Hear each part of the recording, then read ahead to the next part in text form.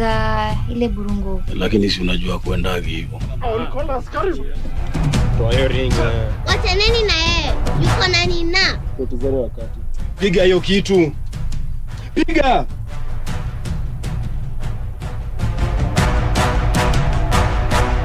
Jichunge sana na huyo boy. Unajua hivyo ndio watu ingizwa box ya Kibabylon. Ni vile unafikiria. Tumetoka worlds tofauti sana. You don't know who I am, you don't know what I do.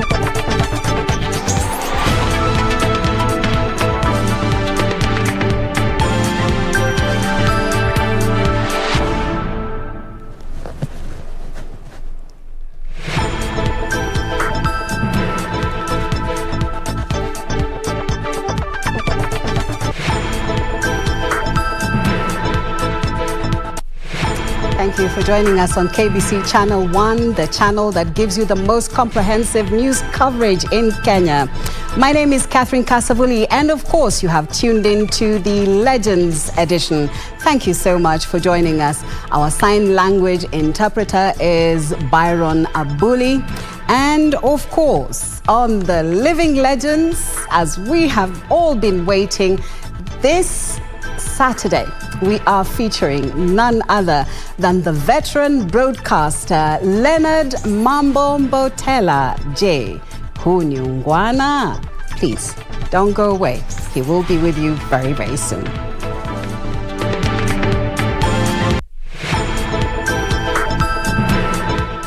Amwezi amua ni nani anaenda kukuwa IBC chairman. Curricular Commission inasema you cannot change a chairman of an independent commission such as IEBC kama bado mwaka mmoja kwa election. Tutawaambia no, na hiyo haitabadilika. Kipkati haendi mahali popote. Stop the theatrics. ANC legislators warn ODM against pushing for changes at IEBC. Shouldering the burden. Petroleum pump prices to remain unchanged, even as the cost of importation increases by 6% for petrol. And statistics remain worrying. Kenya records 1,225 new coronavirus cases in the last 24 hours from 8,877 samples tested.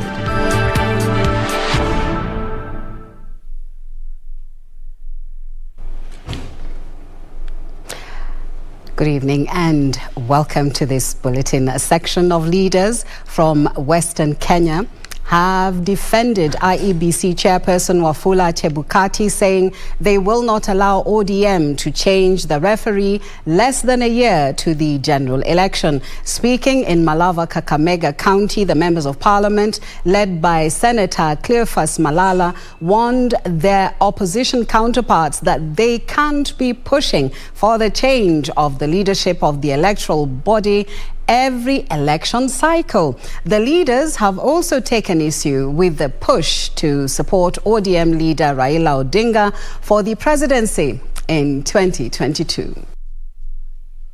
Kakamega Senator Cleophas Malala, Lugari MP Ayub Savula, and former Senator Boni Halwale hit out at ODM party for allegedly plotting the removal of IEBC chairperson Wafula Chebukati from office. Watu wa ODM wakiwa kule Kisii wakisema sasa ati Wafula Chebukati afukuzwe kutoka kwa IEBC. We want to tell ODM, hauwezi kuwa mchezaji tena wewe ndio unachagua referee. Tafadhali fanyeni kazi yenu. This time round we want to meet you on a neutral ground. Hamwezi amua ni nani anaenda kukuwa IEBC chairman. Kirigila Commission inasema you cannot change a chairman of an independent commission such as IEBC kama bado mwaka mmoja kwa election. Tutawaambia no, na hiyo haitabadilika. Chebukati haendi mahali popote. I want to tell you, the Luhya nation, I'll not always be there. I'm saying no to that agenda. Kwa sababu Raila ako na agenda mbaya sana na sisi.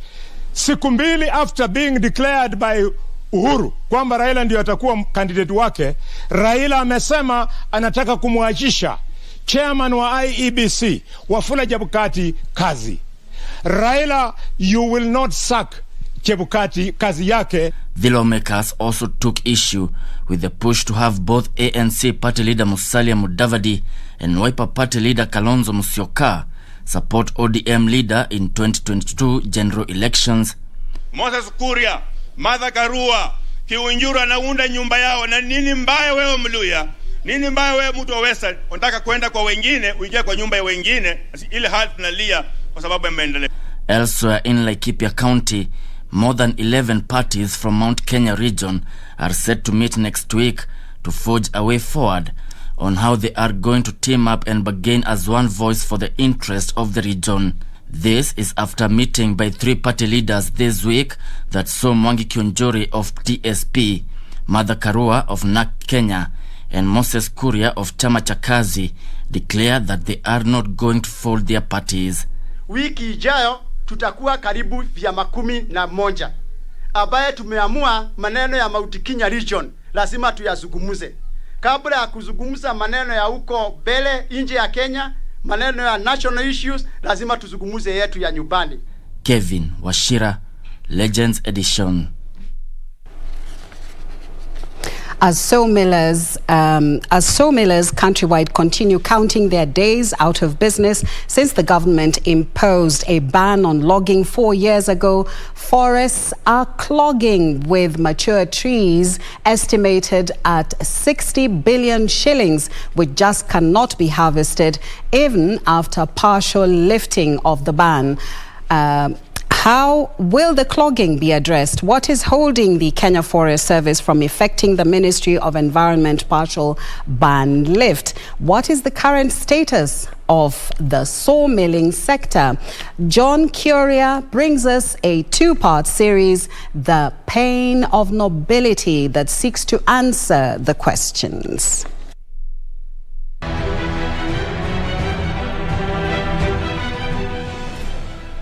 The ban on harvesting by the government of the Republic of Kenya was meant to end deforestation and depletion of trees.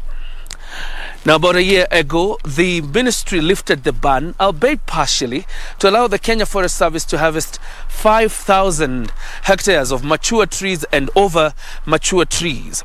But then there was a committee that was formed, a task force actually. Its work was to count the trees. They're yet to finish up the physical counting of trees.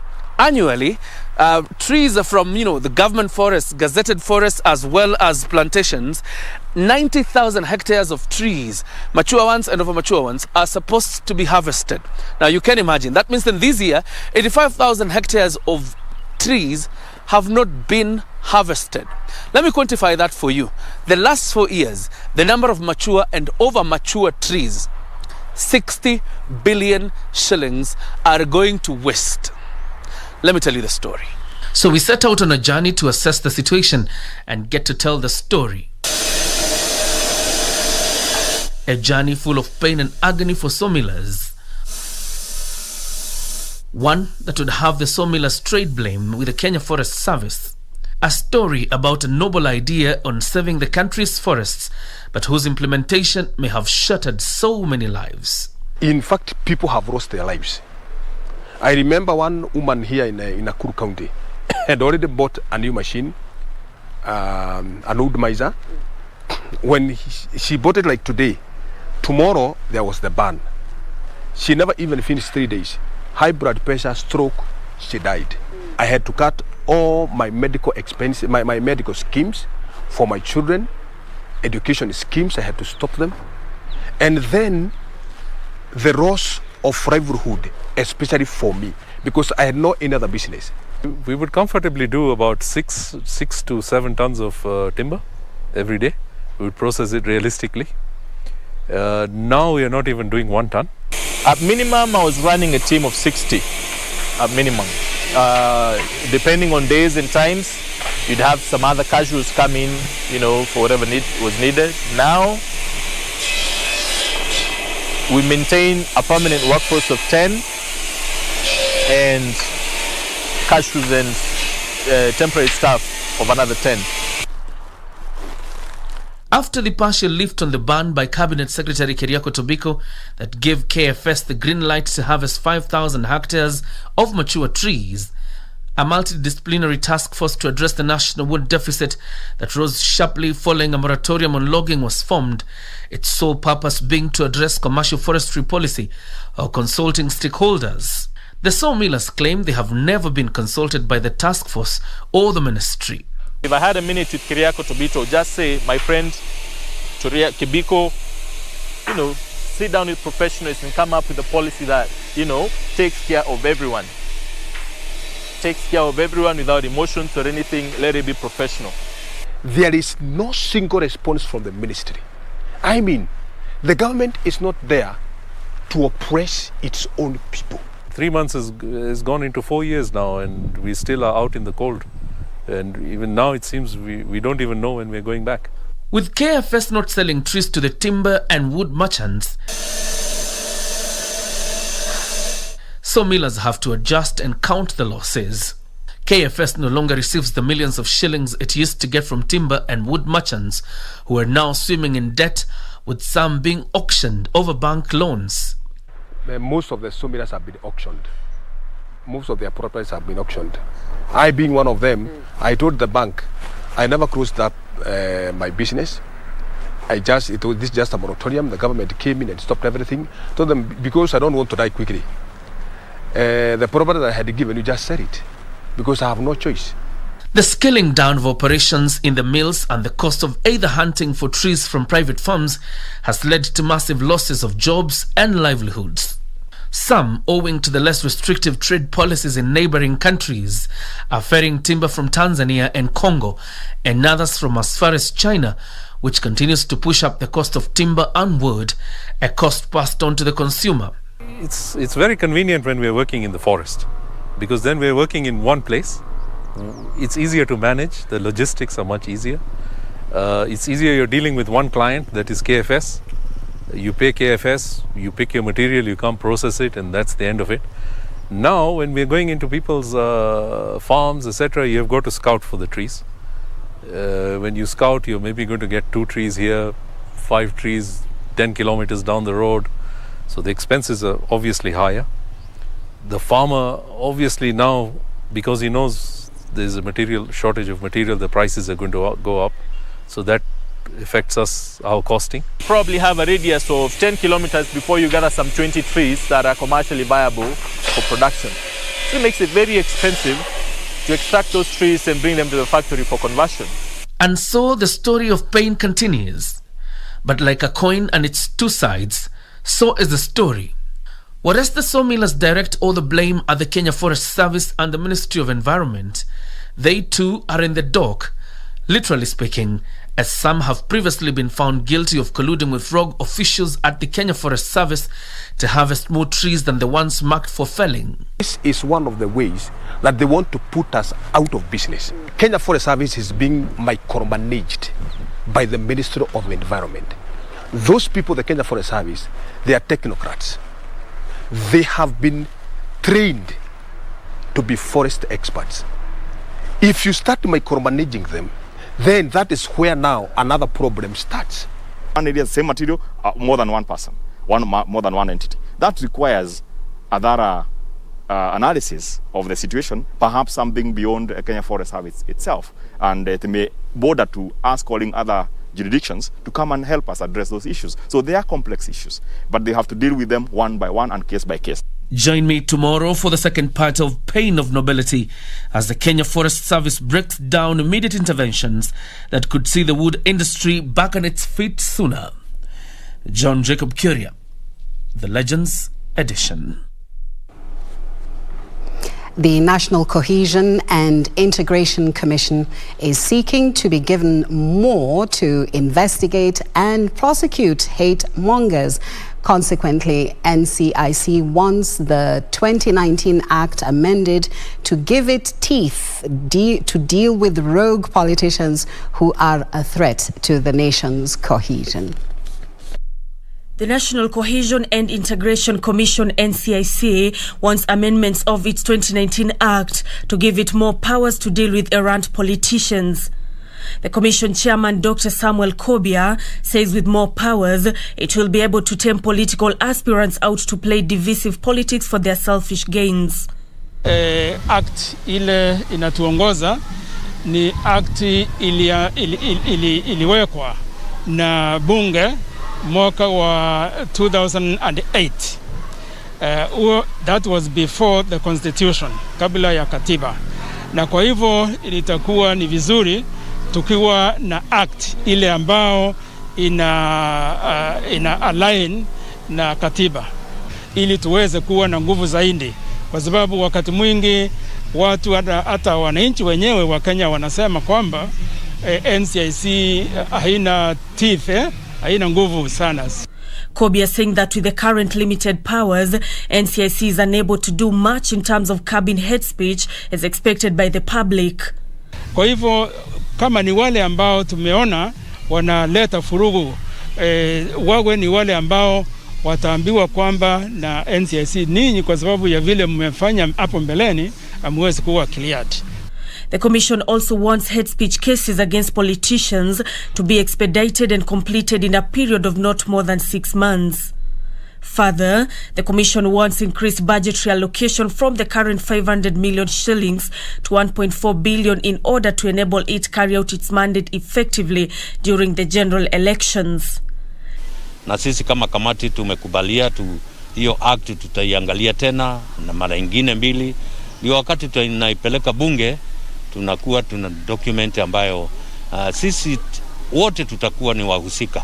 Nancy Okware, Legends Edition. Kenya has recorded 1,225 new cases of COVID-19 in the last 24 hours from a sample size of 8,877. The latest figures represent a positivity rate of 13.8%. The Ministry of Health says 17 patients succumbed to the disease, all of them being late deaths reported after conducting facility record audits in diverse dates.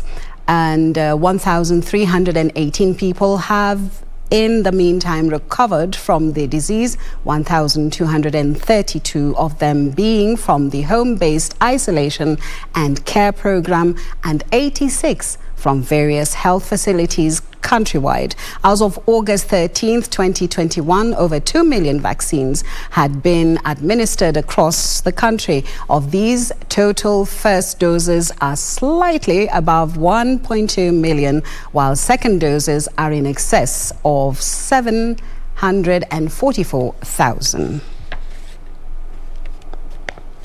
And now moving on to fuel. Fuel prices will remain unchanged for the next 1 month as per the latest price review by the Energy and Petroleum Regulatory Authority.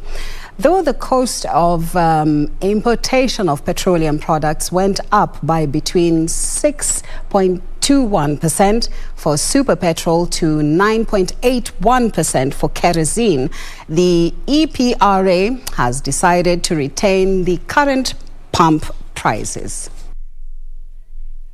In a statement, Energy and Petroleum Regulatory Authority says the free on-board price of Moban crude oil lifted in July 2021 was posted at $66.70 per barrel, an increase of 5.29% from $63.35 per barrel in June 2021. The maximum amount consumers will pay for a litre of super petrol in Nairobi will remain 127.14 shillings, diesel 107.66 shillings, and kerosene 97.85 shillings. Consumers in Mombasa will continue to pay a maximum of 124.72 shillings per litre of super petrol, 105.27 shillings for diesel, and 95.46 shillings for kerosene. In Kisumu, the maximum pump price for a litre of super petrol, diesel, and kerosene remain at 127.67 shillings, 108.46 shillings, and 98.68 shillings, respectively. The prices will be in force from Sunday 15th August 2021 to 14th September 2021. Beatrice Gatonyangetich, Legends Edition. Well, we now take a small break, and of course, when we come back, we tell you what is going on in Zambia. Please don't go away.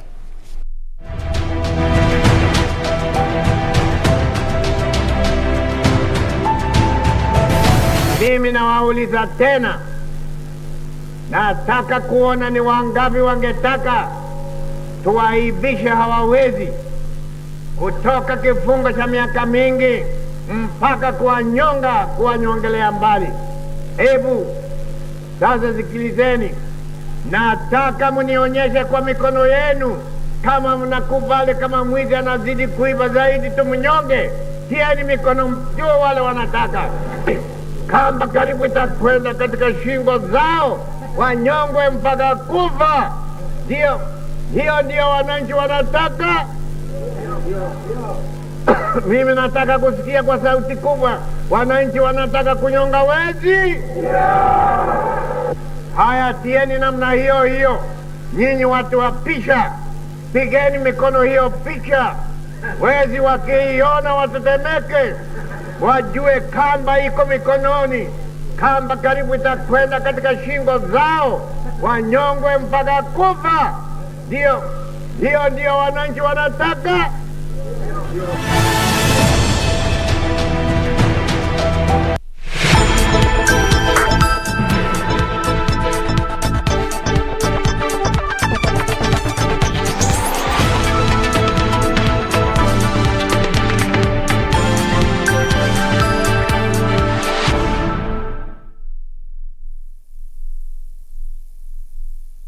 Kupata aliye mzuri kama Skiza Tune, bonyeza *811 *817 hash. Usiwahi kumwacha mtu mzuri kwa matarajio ya kumpata mzuri zaidi, kwani unaporejea kumtafuta aliye mzuri utampata alishaponyoka na kumpata anayemdhamini. Kupata aliye mzuri kama Skiza Tune, bonyeza *811 *817 hash. *811 *817 hash.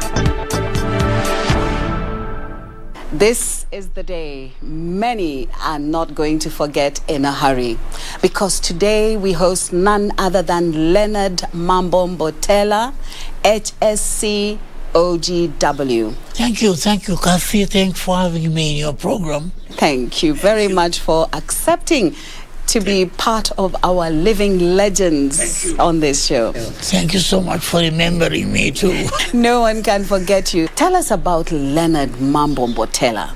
I was born in Mombasa on the 29th of May 1940 at Freetown, Mombasa. Then I went to school at Freetown Primary School, Buxton.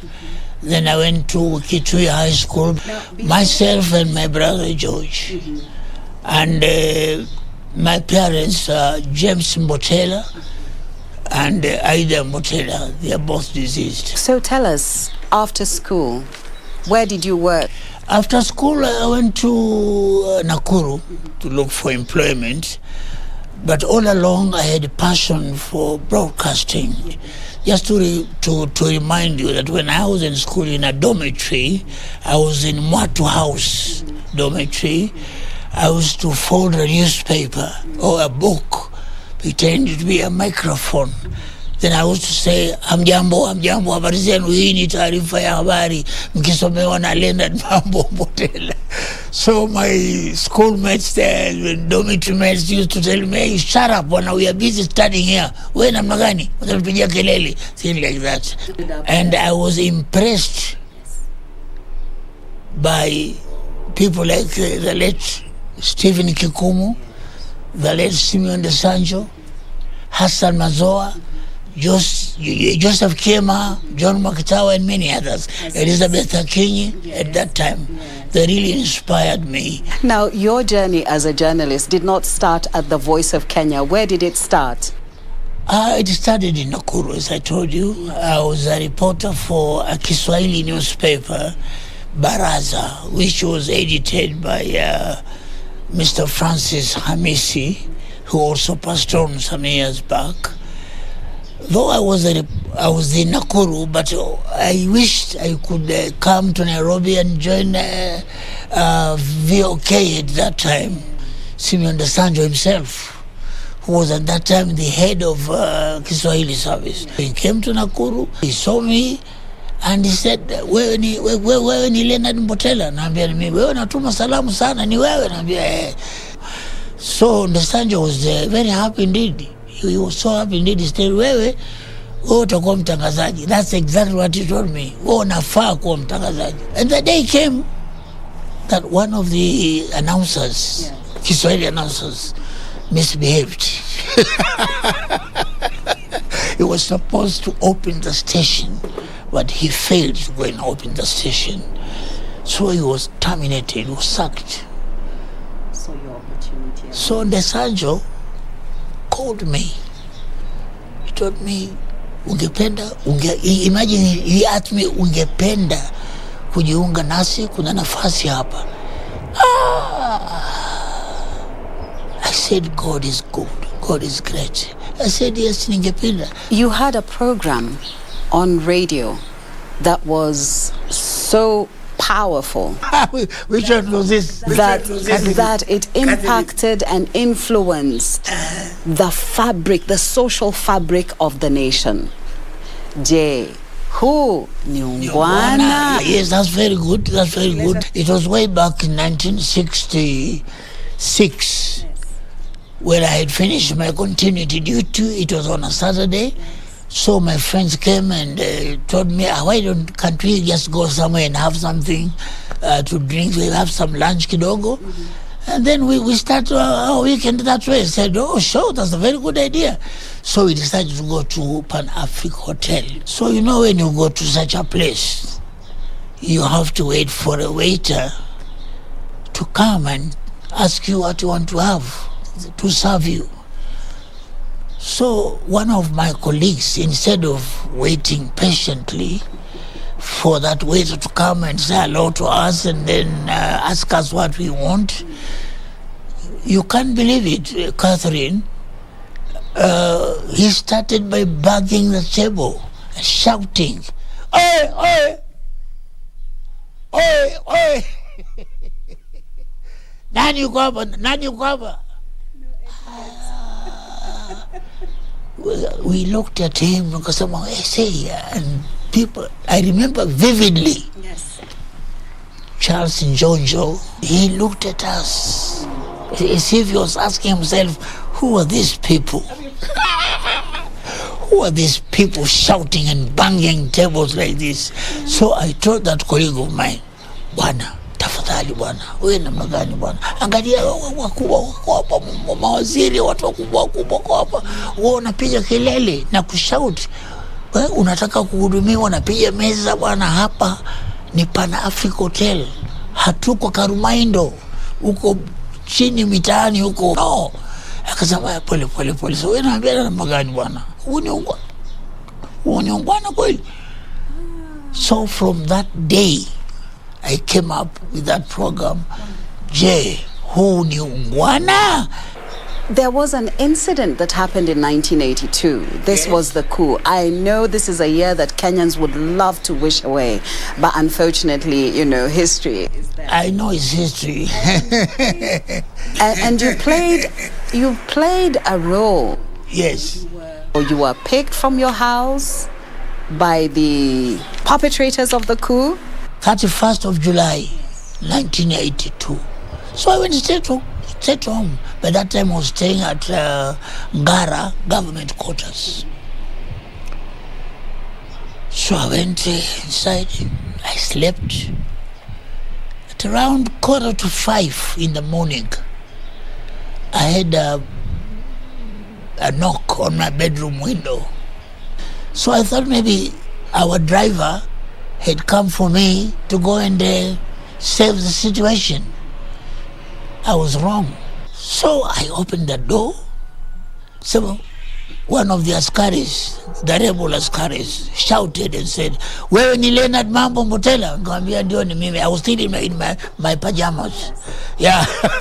Said, kwenda for hiyo nguo yako haraka wewe. Vaa nguo yako ya kawaida.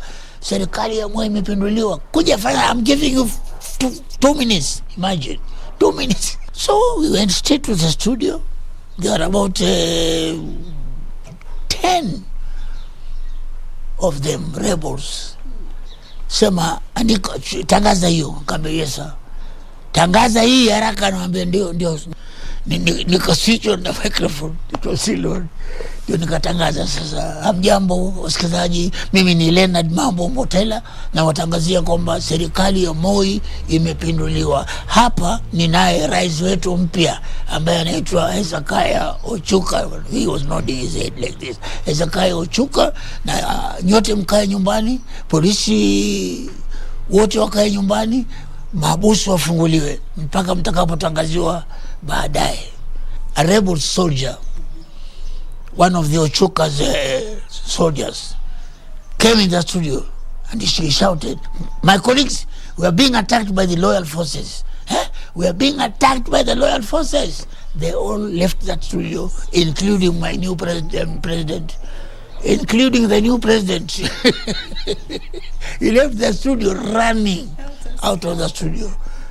So I was just left alone in that studio. I was just alone in the studio. Mahmoud Mohammed came running and told me. He shouted my name. He knew me by my name. So he called me by my name. Leonard, yes sir, get in the studio, quick. And he had about 20 loyal soldiers. We went to the studio again. Sema kwamba serikali ya Moi bado inaendelea. Sema namna hiyo. Nikasema yes sir. Hamjambo tena wasikilizaji popote mlipo. Mimi ni Leonard Mambo Mbotela, yule aliyewaambia kwamba serikali ya Moi imepinduliwa. Tena ni mimi tena nimerudi kuambia kwamba serikali ya Moi bado inaendelea. Na hapa ninaye General Mahmoud Mohammed ambaye amekuja hapa na kikosi chake. Tumeokoa serikali, kwa hivyo msio na wasiwasi, kaeni nyumbani mpaka mtakapotangaziwa baadaye. It has been a great privilege to sit with our veteran broadcaster Leonard Mambo Mbotela. You have walked with him through his journey in broadcasting starting in 1964 and of course retired in 1997, but he is not retired. He still is going strong, and I'm sure we need his mentorship, we need his guidance. Thank you so much for watching The Living Legends. I am Catherine Kasavuli. More news to follow shortly.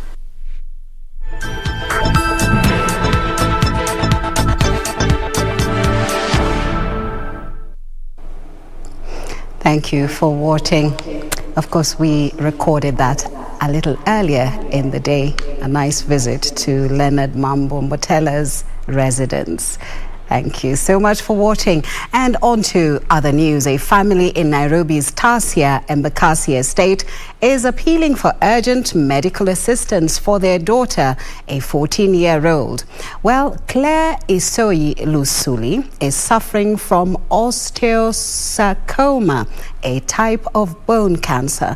The family says Claire suffered an injury while playing outside their home, which worsened and turned cancerous. Kennedy Luceno says he has run out of options in attempts to find medical assistance for his 14-year-old daughter. Shida yenye niko nayo, ninahitaji pesa na sina namna yeyote. Nikitembea mpaka napata sina nguvu. Vile mtoto wangu analia usiku, vile anaumia, napata hata sina nguvu kabisa. Luceno says Claire needs several special treatments, including chemotherapy, radiation and surgery. Medical costs adding up to 300,000 shillings. Tunahitaji 300,000 kukaramia hiyo matibabu yote ili aweze kupata uponyaji. He says he is unable to raise the funds needed for Claire's medical expenses. He is appealing to well-wishers to help him pay medical bills. Financial donations can be sent to M-Pesa pay bill number 4074731, account medical.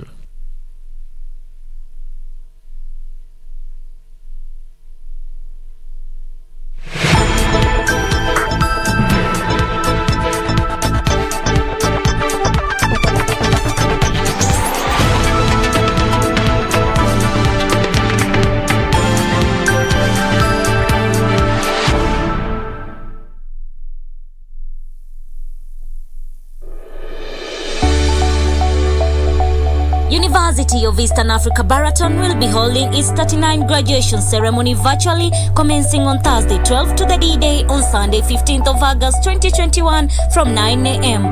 Catch the virtual event live on KBC, Baraton TV and Hope Channel. University of Eastern Africa Baraton, a chartered Seventh-day Adventist Church institution of higher learning.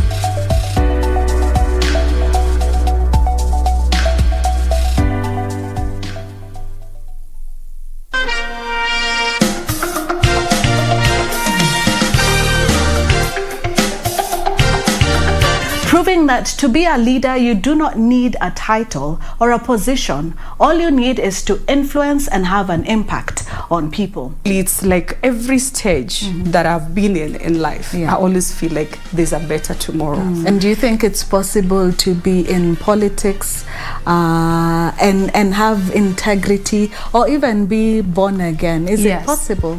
The moment you, like when I say the moment you mention for a certain position, your close friends become your enemies. And the meeting I went, the women were like, I can say it in Kiswahili. Sasa huyu amevaa hizi nini za miguu. Atakuwaje kiongozi? You know?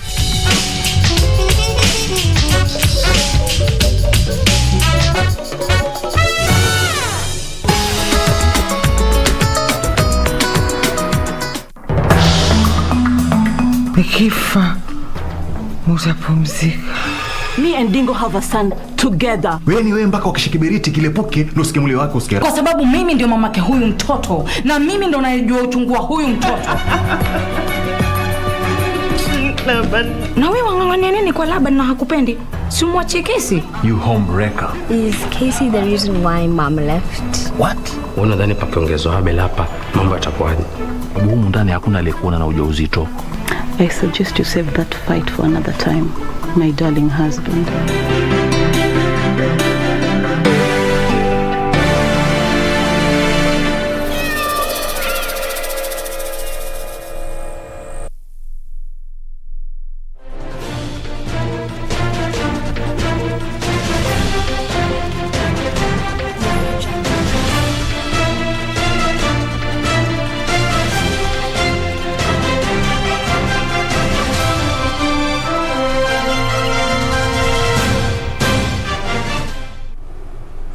Good evening, I'm Topi Liambila with a sports segment of the Legends edition this Saturday.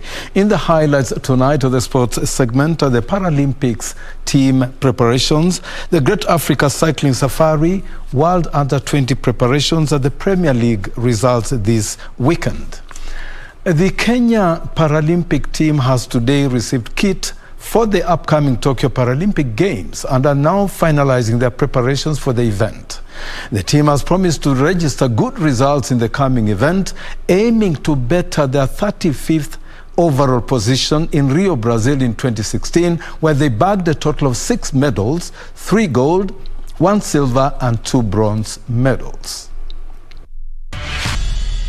Speaking while handing over the kits to the players, Tokyo-bound Paralympic squad team manager Stanley Mutuma hailed the team for their previous results displayed in the qualifier games and also encouraged the team to continue working hard in order to bag as many medals as possible in the coming Olympics. As we continue to prepare, I want to report as the team manager that the team is in good spirits. We don't have any cases of COVID and such, so we thank God for that. Mutuma also thanked the Biopharma company for the donations and also thanked the Kenya Society for the Blind. The Olympics will be categorized into 3 disciplines: the athletes, powerlifting and the para-rowing. The advanced team left the country yesterday, while the rest of the team is said to leave on shifts from date 21st to 24th of this month due to COVID-19 protocol. The event will begin on 24th of August and end on 5th of September. Daniel Mwendwa for Legends Edition Sports.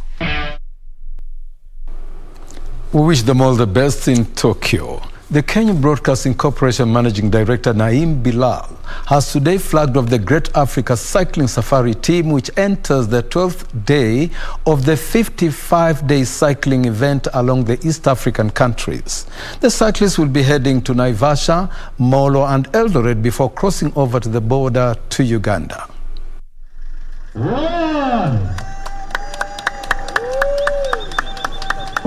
The 4th edition of the Great African Cycling Safari entered its 12th day, with the Kenya Broadcasting Corporation Managing Director Naim Bilal flagging off the cyclists from Nairobi, where they will be heading to Naivasha after a 2-day resting period.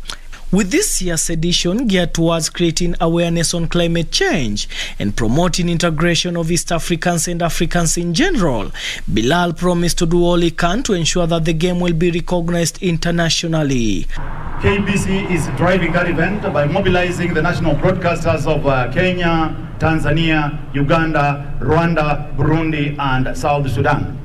My appeal to you is to exercise the highest level of caution on the roads, be safe, and I wish you the very best. This year's event will see cyclists cover 6,000 kilometers within 55 days. Without unity, we cannot drive the commerce, we cannot negotiate effectively as an economic bloc. So we are stronger together, and we are cycling to ensure that we have the unity that we need to drive our economic bloc.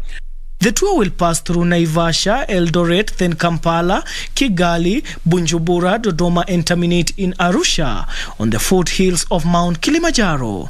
Daniel Mwendwa, Sports.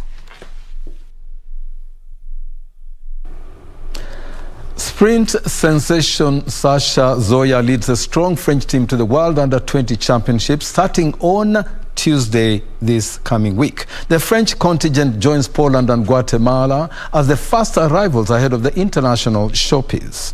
The event, set for August 17th through the 22nd, will see a total of over 100 countries and 1,462 athletes compete behind closed doors at the Kasavuli Stadium as a measure to combat the spread of the coronavirus.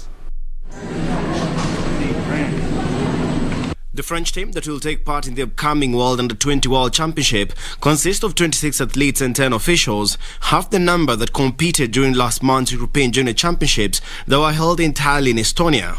Sprint sensation Sasha Zoya, who was crowned European champion in 110 meters hurdles, expressed his enthusiasm to post good results. The 19-year-old said he wants to use the Global Junior Championships to officially launch his bid to start in the 2024 Olympic Games to be held in his hometown, Paris. During the pandemic has been difficult, It's been a lot better now as COVID has progressed and we're getting vaccinated and things like this. But yeah, before it's been a difficult season, obviously with competitions as well, it's a harder season to get through. So I think the whole French team itself, the whole French team is very ready. We've had a crazy season, it's coming to the end of our season, so we're all at our peak form, our best form and our best physique. So we're all ready to bring home some medals and do the best performances that we can do. Pole vaulter Emma Brentel, who was second during the European Championships, is eyeing a French record at the Global Championship. Proud to going in the Nairobi. I practice to the European Championships in Italy and prepare World Championship. It's a very good preparation for the World Championship. Other teams that arrived are Argentina, Algeria, Canada, Dominican Republic, Czech Republic and Botswana. Meanwhile, official timing and measurement provider Seiko are putting final touches on the technical equipment at the Moi Stadium, Kasarani, ahead of the event. The Seiko team comprises almost 20 engineers drawn from Japan and technical experts from World Athletics who have been installing the equipment for measuring athletes' performances and generating results continually. It's quite a pity that the fans will be denied the opportunity to cheer on Team Kenya at Kasarani. But on the local Premier League championships, Sofapaka FC bounced back to winning ways after registering an emphatic 3-0 win against Wazito FC in a Football Kenya Federation Premier League match played at the Thika Municipal Stadium. Lawrence Juma fired Sofapaka into the lead after 52 minutes before Joe Waithira doubled Sofapaka's advantage.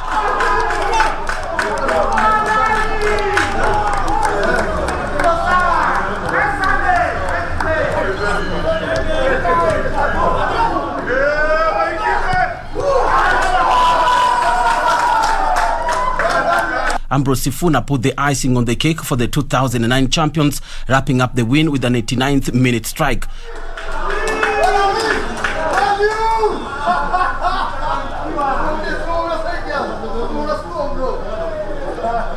The win catapulted Sofapaka to 12th position on the FKF PL standings with 36 points, while Wazito remained 9th with 42 points. Game imekuwa nzuri na nashukuru vijana wamejituma, na in terms of vile tulikuwa tumeongea about kuonyima space and time, tumefanya hivyo na matokeo yameonyesha yenyewe vile ambavyo tumejituma game ya leo.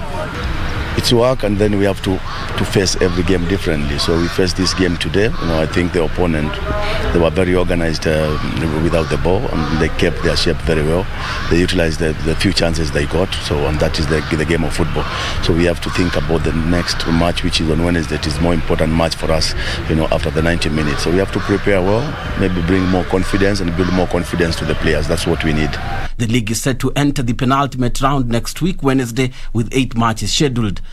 Meanwhile, Shabana FC beat Nairobi Stima 1-0 in National Super League match to move to 7th on the standings with 47 points. Talanta FC leads the standings with 64 points, while Fortune Sacco is second 9 points adrift, while Kenya Police is third. Game imekuwa poa. Hii wiki tumekuwa tukiwork so hard on our weaknesses, tumekuwa tukiwork so hard on our defending and errors. Alafu ukiangalia squad ya ile wiki kuna vile make some changes, of which boys leo walikubali kufanya kazi kulingana na game plan yetu.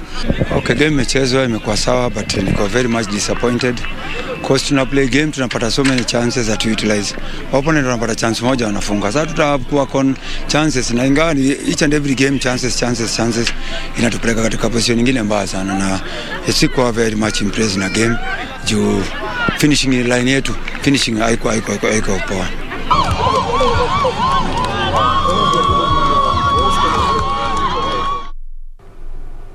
On the swimming front, 17-year-old Nurayan Baga was among the biggest winners at the NCAA Inter-Clubs Swimming Championships held today at the McKinney Schools after she finished first in the 1500-meter and 100-meter freestyle category.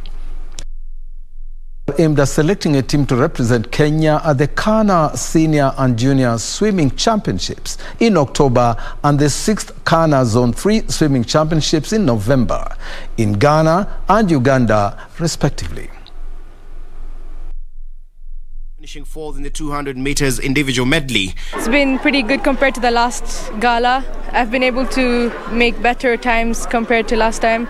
I did the 1500 yesterday. It was pretty good. I won, and I've done the 200 IM and the 100 free today. I still have 400 free and 200 free to go. Her teammate Marvin de Guzman, competing in the 8 years to 9 years category, also won 2 events, that is the 200 meters individual medley and the 50 meters backstroke, finishing second in the 50 meters breaststroke event. I've been quicker with my times, and in this swimming gala I have done 200 IM and 50 back and 50 breast. I've been quicker from the last gala. 10-year-old Neo Olengo from Seahorses Aquatic Centre emerged victorious in 4 events, finishing first in the 200 meters individual medley, 50 meters backstroke, 50 meters breaststroke, as well as the medley relay in the 10 to 11 years category. I did the 200 IM, 200 relay, 50 back, and and I am happy that I improved most of my times.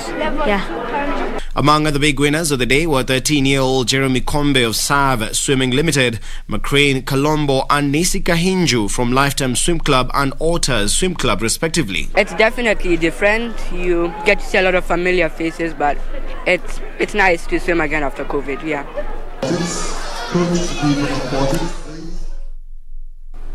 The national shooting team is optimistic of putting up an impressive showing at the forthcoming Africa Shooting Championship set for September the 2nd to the 5th at Kirigiti Shooting Range, Kiambu County. The Team Kenya members Sami Onyango and Priscilla Wangoi expressed their optimism of Kenyan marksmen and women maximizing on the home advantage of the 2-day championship. South Africa guest shooters from United Kingdom, Bosnia have already confirmed participation. Some of the Kenya's best known shooters at the level of masters who will parade at the event include Robert Nyamongo and Sami Onyango, among others. Meanwhile, the marksmen used the one-day ladies training competition held Saturday at Kirigiti Shooting Range to sharpen their skills ahead of the forthcoming Continental Championship. Priscilla Wangoi won the women's title.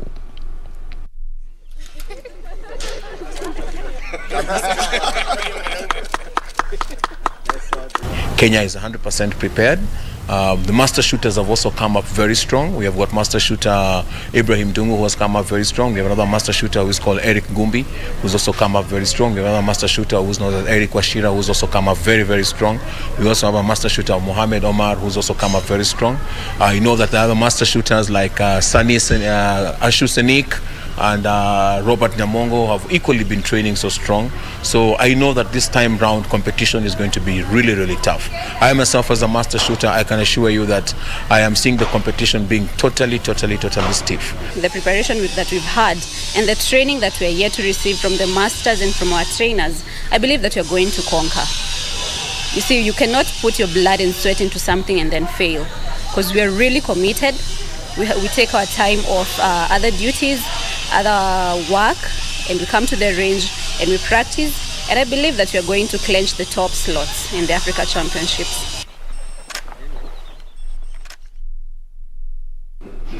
Over in the English Premiership League, Manchester United got their 2020-21 English Premiership League campaign off on a high note, thrashing Leeds United by 5-1 at the Old Trafford. In other matches, Chelsea beat Crystal Palace 3-0, while Watford were 3-1 winners over Aston Villa. Here's a look at more results from today as well as tomorrow's fixtures all over Europe.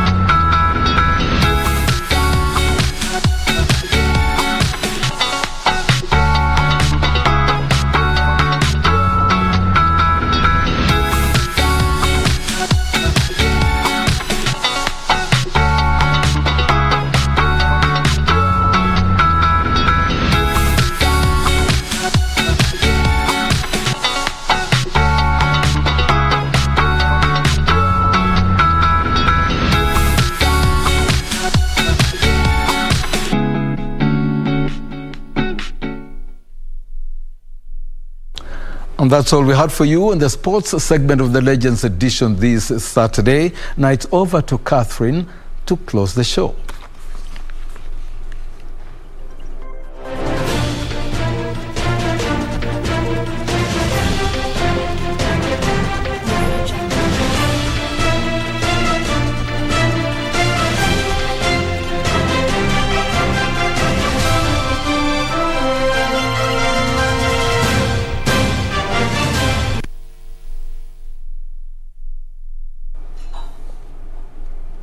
And on to other news of the day. Former Kamukunji lawmaker, the late Wilson Ndenge, has been laid to rest. Ndenge, who has been eulogized as a selfless servant leader, served as a member of parliament for Iveti South, present-day Machakos Town constituency between 1960s and 1980s before becoming the member of parliament for Kamukunji constituency.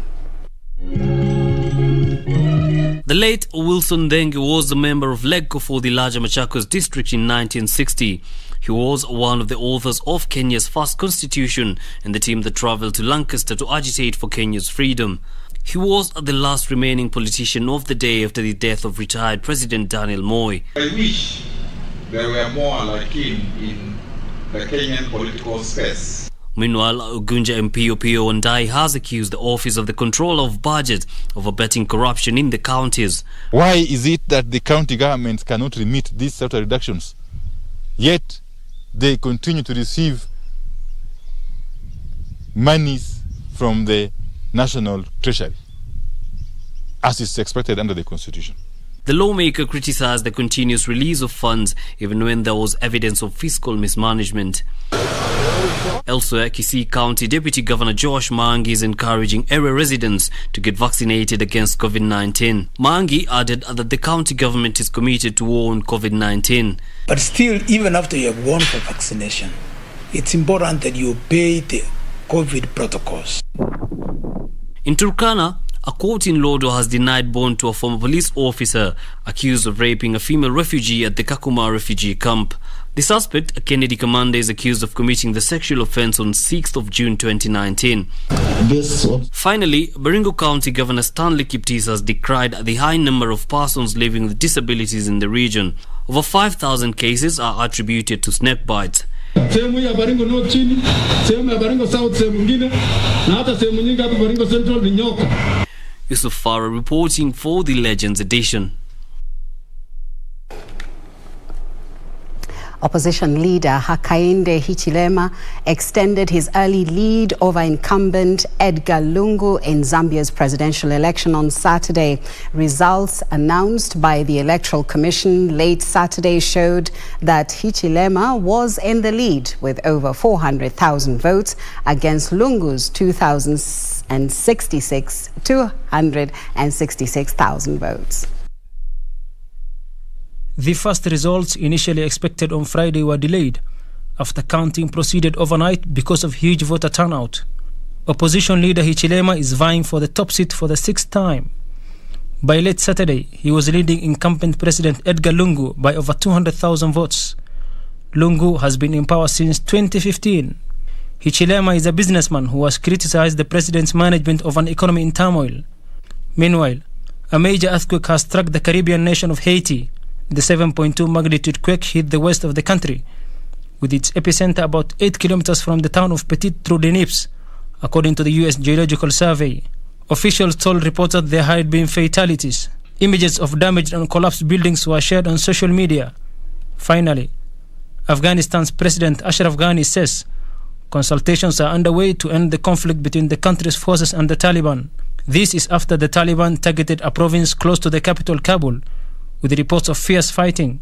The Taliban has now taken half of Afghanistan's 34 provincial capitals.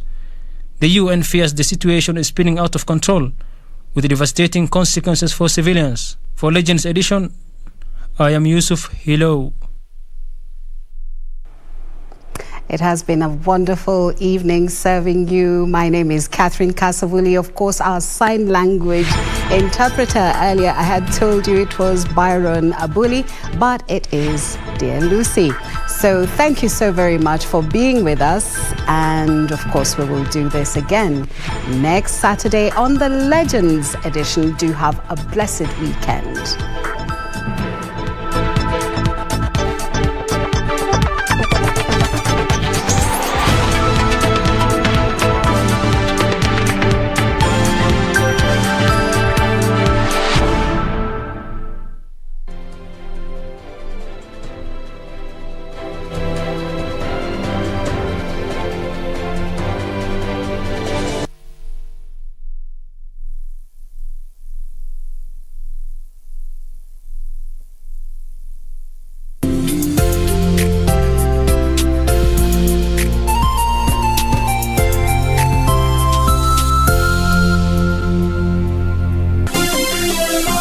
Vera Beauty College.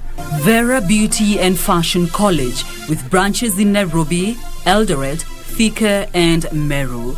Did you know that we are a TVET approved institution? We offer courses in fashion design, interior design in soft furnishing, event decoration, flower arrangement, event planning, hairdressing, barbering and dreadlocks, beauty therapy, makeup, nail technology, spa massages, teaching skills, TOT, solo business management, and many more. Register now and visit our website on www.verabeautycollege.com. You can also call on 0725 923 550 Nairobi branch, 0728 087 689 Eldoret branch, 0722 227428 Thika branch, 0725 000-706 Meru branch. Vera Beauty and Fashion College, a TVET approved institution.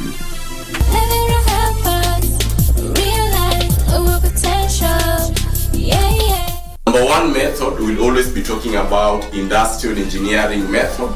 This week on Tech on Tech. Today we feature a young, brilliant, innovative mind, the CEO of MDarasa. MDarasa is an e-learning platform. We are looking into matters, technology and education. We bring you tech news from all over the world, outstanding tech features, amazing innovations and inventions. Join us this Sunday and every other Sunday at 4:20 p.m. only on KBC Channel 1.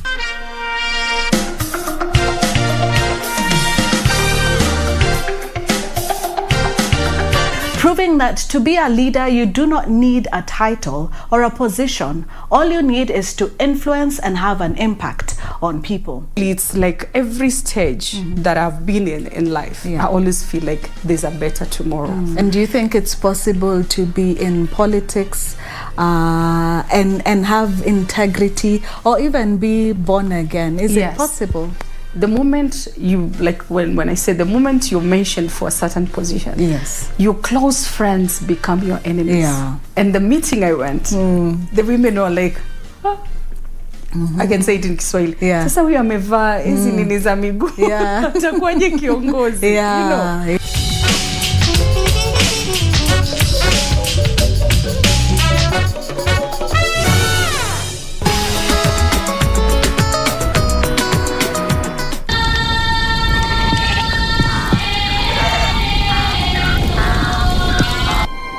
In the beginning, there was the Word, and it was all. Then there was the light, and the world was revealed. With his gifts, war, love, power, death, faith.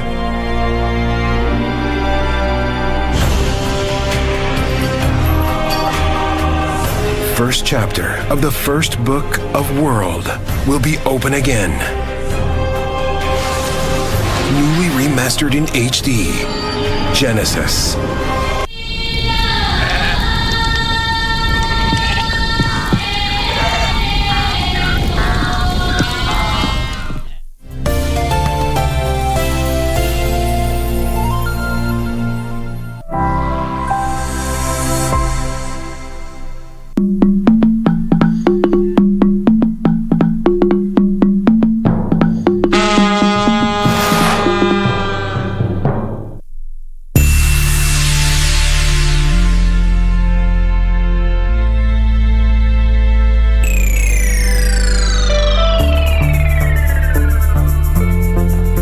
For the flowers, I think we should do pink and amber.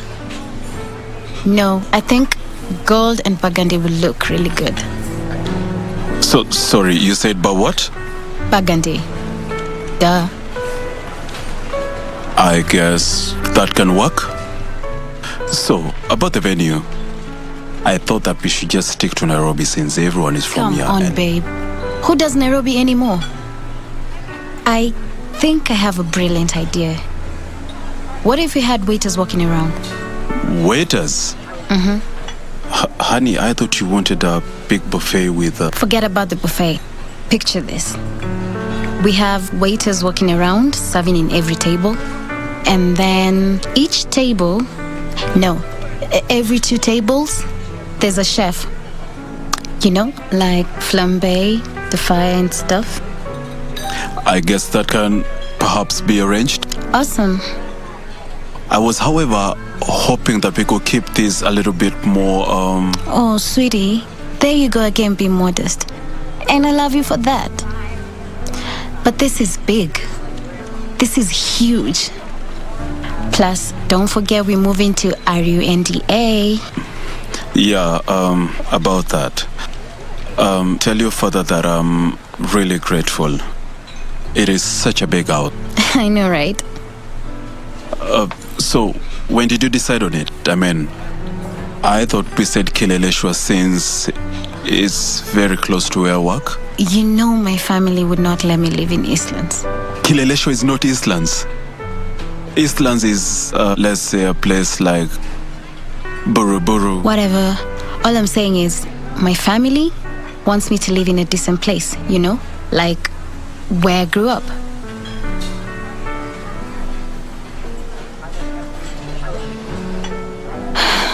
Am I overwhelming you with all this? No. It's just that I feel like I don't have a say in almost, well, actually everything. Wow. I'm sorry I didn't know you're going through that. If it's about the house, sweetie, we can move just to please my parents. Then we can move out to whatever you want, even if it's that distance. Honey, that's not what I'm talking about. I was trying to... You know what? It's fine.